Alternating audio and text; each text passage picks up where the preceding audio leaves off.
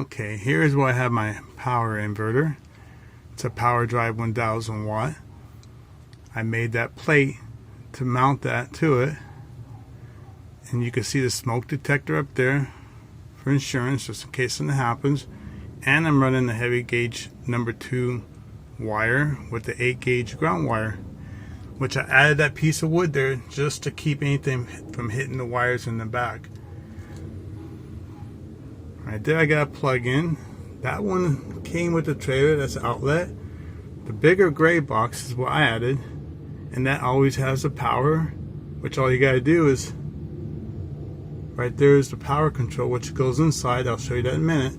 You can turn it off and on, and it has the voltage just for that one outlet. Plug in. Okay, here's with the cover on it. It's a lot cleaner. Now if you want a boondock or something like that, or use your inverter, you have the option, that one outlet plugged in right there. You could have one devoted plug inside the trailer, and the other option is plug it in there. So you're not unplugging the other one, you got 2 outlets there. Plugged in there, come over here. That's it. Clean setup. So now all you do, go all the way to the back.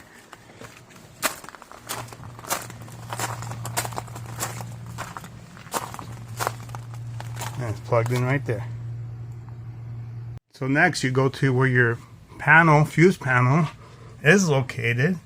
So open this up, and you want to get the converter, get that, and switch the power off.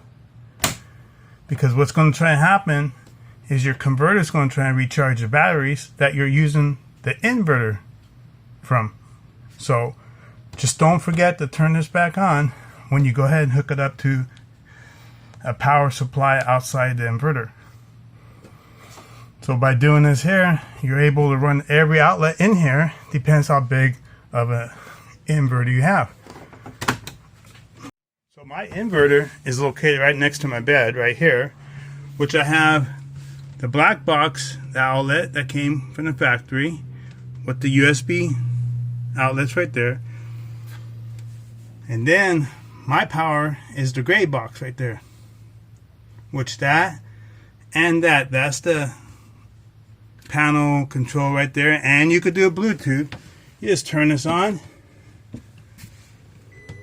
Now it's on. So now I have power on that outlet. It's 12.5 volts, which if you don't want to hook up the outside power supply going to the trailer, you can only use this outlet here, which we have done that a lot. Say you're pulling to a rest stop, you don't feel like hooking everything up, you just run a little extension cord to your TV, ice maker, whatever you want to use. And this is only 1000 watts, so it's not going to do a whole lot, but enough for what we use it. So say you want to turn this fan on. Right there, you're running that. And right there it's drawing approximately 20%, which out of 1000 watts, that's 20 watts right there. Or, since we're hooked on outside to the whole trailer, you can plug in right here the regular outlet.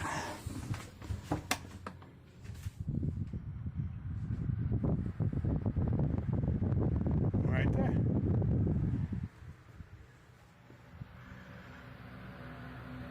So right now I have 2 TVs on, one with the Fire Stick too, and then I have the fan on high, and I'm using approximately 90 volts. Considering this don't have the solar panels hooked up yet. Once the solar panels get hooked up, it should be a higher voltage. Right now it's 12.2 volts on the batteries. So this is the way you could go ahead and use all your outlets, and if you have a big enough inverter with enough of solar panels and batteries, you could power your RV with just your inverter and use everything, all your outlets like they came with. In my case, I cannot use the air condition. That draws a little high wattage, and I really haven't tried a microwave. I don't think it would work. I'm not sure. That's kind of high wattage there, but pretty much I figure everything except for the air condition, the microwave, and the refrigerator, which I love this refrigerator, it can run off of 110 or propane. And the water heater, same way. You could either switch it to propane or you could have electric. And the refrigerator is a smart sensor. It knows if it's electric or gas, or you could choose only for gas, which is really nice. And the stove is propane. So pretty much if you want to watch TV, run an ice maker, you can use all your outlets here. But like I said, if you don't feel like plugging it inside and don't want to use all the outlets here, if you're going to be for a quick overnight and just want to watch a little TV, power up your computers, you could go ahead and just run a little extension cord, which I had done that many times.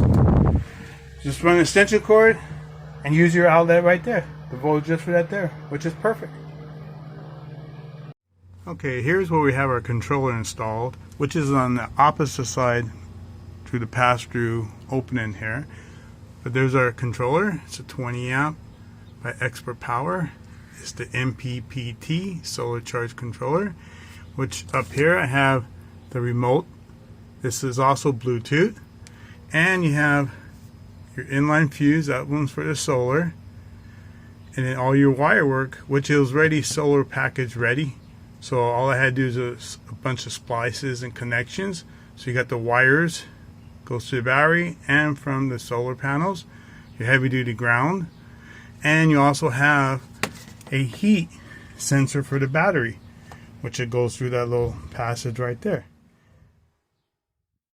With the cover installed, which is a nice clean look, all you see is your controller face, and that's it. Right here is where I added the battery pack. Those are 27 DC Marine RV batteries. And there's your sensor wire from the converter, and there is the power wire, which those are 2 gauge wires, and they go to the switch right there. Put the cover back on. There you go, right there. When it breaks, you just push the button to test it, and then you just put the lever up and it goes up. But there's your Busman fuse, 100 amp, with a bracket that I made for it, and the 2 battery packs. Well, here is the battery all buttoned up, covers on it. It looks okay, not too bad. Then I have the solar panel wiring. I just finished that up and it looks okay. I wasn't too terribly happy about the way they're fastened onto the trailer. They have these kind of clips that has zip ties on them, but overall it doesn't look too bad. It's only expand between the 2 solar panels and the last solar panel to the input. But there are zip tied underneath the solar panel, and that's it. Hopefully you enjoy my video. Here's a list of the stuff I used. Thank you, and have a great day.